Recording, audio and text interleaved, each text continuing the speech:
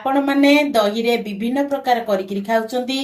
दही रायता, दही सालड, दही कांजी। आपण माने एमती आलू रे थरे दही आलू चटणी बनेइकिरी खांतु। भात सहित कि रुटी सहित बहुत मजादार लागिवो खाइबाकू। बिल्कुल भी डाली तरकारी दरकारी पड़िबनी, बहुत टेस्टी लागिवो। जदि मो भिडियोटी आपण मानकू भल लागुथिबो लाइक करिवे, शेयर करिवे। जदि मो चैनल रे आपण माने नुआ अछंती प्लीज सब्सक्राइब करिवे। नमस्कार, संभावी लाइफस्टाइल रे अनेक अनेक आपण मानकू स्वागत। चलंतु देरी न करी फटाफट रेसिपी स्टार्ट करिवा। दही आलू चटणी पे मु एठी सज दही बा फ्रेश दही 2 गिना नेची। गोटे बड़ साइज प्याज को ताकू एमती चुन चुन गिरी लंबा साइज रो काटी देइची। 4टी आलू को मु भल भाबरे ताकू सिझेई की रखिची।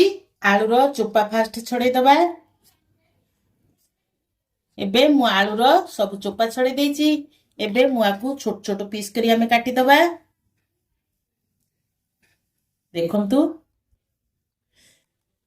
एम पीस करी आलू उडा सब काटी दबा। सब आलू को मु सब टिक टिक करी काटी देइची। बेसी बड़ करबानी कि बेसी छोट करबानी, एमती मीडियम साइज रो की काटिबा। एबे गोटे बाउल रे मु नौची 2 गिना दही। एबे हमें दही को भल करी एमती ताकू गोळेई दबा। जेमती दहीटा हमर पूरा पानी हे जिवो, पूरा पालिश हे जिवो। देखंतु दही की मु भल करी फेंटी देइची। बिल्कुल भी आधे खंड खंड नाही, पूरा पतला हे जाइची। एतिरे मु गोटे चामच बीट लुण पकाउची, गोटे चामच जीरा पाउडर, गोटे चामच काश्मीरी चिली। आकु एबे भल भाबरे एमती मिक्स कर दबा।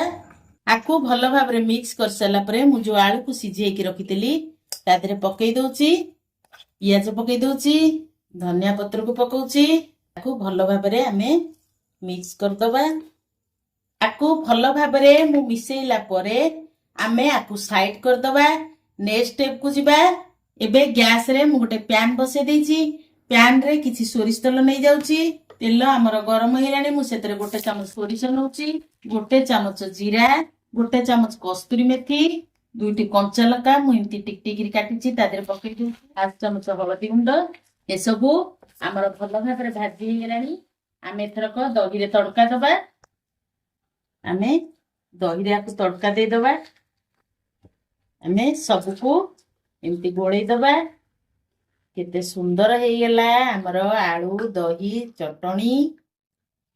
आपण माने जदि एमती बनै नाहंती आलू दही चटणी एमती बनै किरी खांतु। केमिति लागिला मो सहित निश्चय कमेंट रे शेयर करंतु। पुणी देखा हेबा नेक्स्ट वीडियो रे। रहूची। जय जगन्नाथ।